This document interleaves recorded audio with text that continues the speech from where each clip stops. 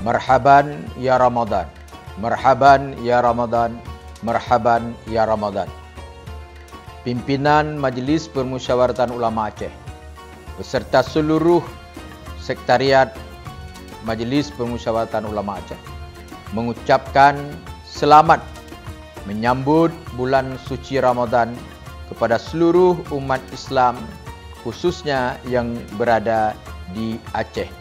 Puasa Ramadan 1446 Hijriah yang akan kita amalkan tentunya butuh daripada ilmu pengetahuan bagi kita semuanya.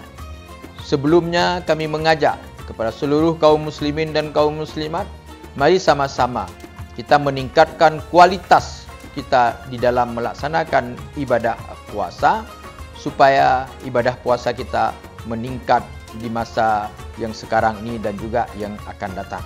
Selamat menunaikan ibadah puasa. Semoga puasa tahun ini lebih baik daripada puasa tahun yang lalu. Mudah-mudahan Allah menerima segala amalan kita di dalam bulan puasa itu. Dan mari sama-sama kita melaksanakan ibadah puasa dengan khusyuk, tawaduk, penuh dengan tanggungjawab sebagai hamba Allah Subhanahu wa taala. Sekali lagi selamat melaksanakan ibadah puasa. Mudah-mudahan Allah meridai apa yang kita lakukan.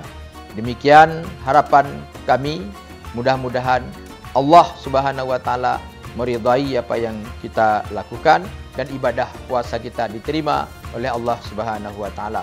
Afwan minkum, wallahul muwaffiq ila aqwamit thariq. Assalamualaikum warahmatullahi wabarakatuh.